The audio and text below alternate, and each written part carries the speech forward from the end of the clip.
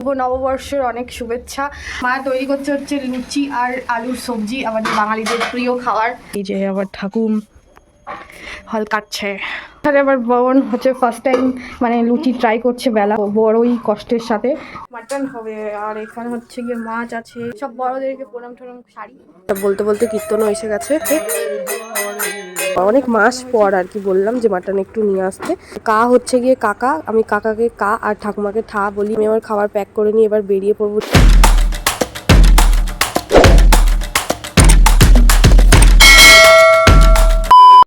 Hello guys, welcome back to my channel নমিস ব্লগে সবাইকে স্বাগত। সো সবার ফার্স্টে বলে দিই, আজকে হচ্ছে পয়লা বৈশাখ। তো সবাইকে শুভ নববর্ষের অনেক শুভেচ্ছা, আর সবাই খুব ভালো থেকো, সুস্থ থেকো। তো আজকে সকাল থেকে স্টার্ট করলাম ব্লগটা, আর সারাদিন কি করছি তোমাদেরকে দেখাবো। তো এখন হচ্ছে গিয়ে সকালবেলা আপাতত আমাদের ঘরে এই যে মা তৈরি করছে হচ্ছে লুচি আর আলুর সবজি, আমাদের বাঙালিদের প্রিয় খাবার। তো বছরের শুরুতেই সেটা দিয়ে স্টার্ট করা হয়েছে, তার জন্য এই যে এখানে আবার বোন হচ্ছে ফার্স্ট টাইম মানে লুচি ট্রাই করছে, বেলা তো বড়ই কষ্টের সাথে, বাট গোল গোল বেলছে। আর এখানে হচ্ছে গিয়ে এখানে হচ্ছে সবজি হচ্ছে আলুর, আর এই আলু সবজিটা জানো লুচি দিয়ে খেতে কতটা ভালো লাগে। আর সাথে মিষ্টি হয়ে গেলে তো আর কথা নেই, কোনো কথা নেই, জমে যায় পুরো একদম। আর এই এখানে লুচি ভাজা হচ্ছে, যে আমার মা মানে সকালে টিফিন হচ্ছে আপাতত। আর দুপুরে কি রান্না হচ্ছে আজকে সেটাও দেখানো হবে, নিশ্চয়ই ভালো মন্দই হবে। সব বাঙালিদের ঘরে আজকে ভালো মন্দ হবে। আর ওইখানে ঠাকুমা ওই ঘরে হচ্ছে গিয়ে পুজোর জন্য, যেহেতু আজকে কীর্তন আসবে, মানে সব মন্দির থেকে আসে আমাদের বাড়িতে, তো তার জন্য ঠাকুমা ফল টল কাটছে।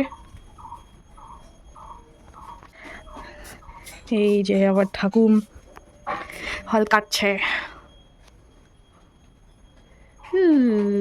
মন্দির থেকে আজকের দিনে কীর্তন নিয়ে আসে কেন?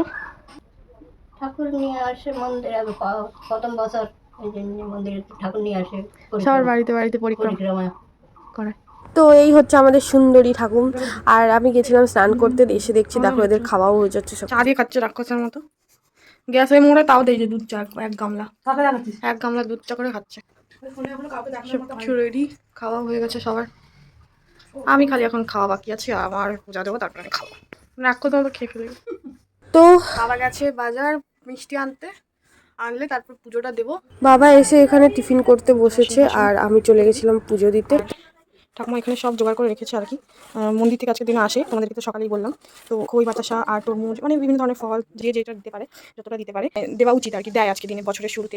তো যাই হোক, চলো ঝটপট এবার পুজোটা সেরে ফেলি। আর নতুন বছরের দিনে সবার কেমন কাটলো অবশ্যই কমেন্টে জানাও সবাই। আমাদের পয়লা বৈশাখ মানে তো এগুলো, হালকাতরাও আছে। তো এবারে আর হালকাতরার জন্য কোথাও যাবো না আমরা, আর আমারও ডিউটি আছে, তো মা একা যাবে না। তো তাই জন্য তাড়াতাড়ি করে এখানে রান্না বান্না করে, সবার সাথে আমি খেতেও পারবো না, খাবারটা নিয়ে আমি বেরিয়ে যাব। আর এদিকে হচ্ছে গিয়ে আমার পুজো দেওয়া কমপ্লিট হয়ে গেছে, তোমরা দেখতেই পাচ্ছ। তো আমার কাজ শেষ, এবার আমি খাবো, সকালে টিফিন করব আর কি এখন। সো পুজো দেওয়া কমপ্লিট, এবার হচ্ছে গিয়ে তোমাদেরকে দেখাই যে এবার আজকে আমাদের ঘরে কি রান্না হবে। এই হচ্ছে মাটন হবে, আর এখানে হচ্ছে গিয়ে মাছ আছে। তো মাছ আর আলু ভাজা হয়ে গেছে, এখন মাটনটা বসানো হবে সেদ্ধতে। তো ভালো মন্দ রান্না হবে, তোমরা দেখেই নিলে কি রান্না হবে। তো চলো রান্না বান্না হোক, তারপরে তোমাদের সাথে কথা বলছি আবার। এক চামচ 2 চামচ দেওয়া হয়েছে, ঢাকনাটা লাগিয়ে বসা। মাটনটা সিদ্ধ বসানো হয়ে গেছে, আর এখানে মা আগেই ভাজাভুজিগুলো করে নিয়েছিল, শুধু মাছ ভাজাটা বাকি আছে। তো বোন সেটাই এখন দিচ্ছে আর কি কড়াইতে। তো মাছ ভাজাটা হলে তারপরে মটনটা আমি করব। আমাদের ঘরে মাংস টাংস আসলে বেশিরভাগ আমি করি, যদি আমি ঘরে থাকি তো, আর ঘরে যদি না থাকি তো মা করে। এবার পয়লা বৈশাখের প্রথম দিনের সব বড়দেরকে প্রণাম টনাম, শাড়ি।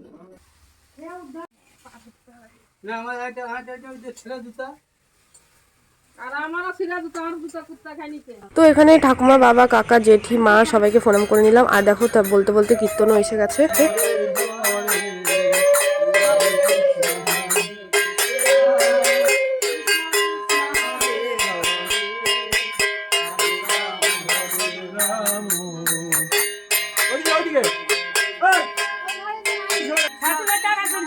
তো তো দুই মন্দির থেকে আসে, দুই মন্দির থেকে কীর্তনও এসে চলে গেছে সকাল সকালই একদম।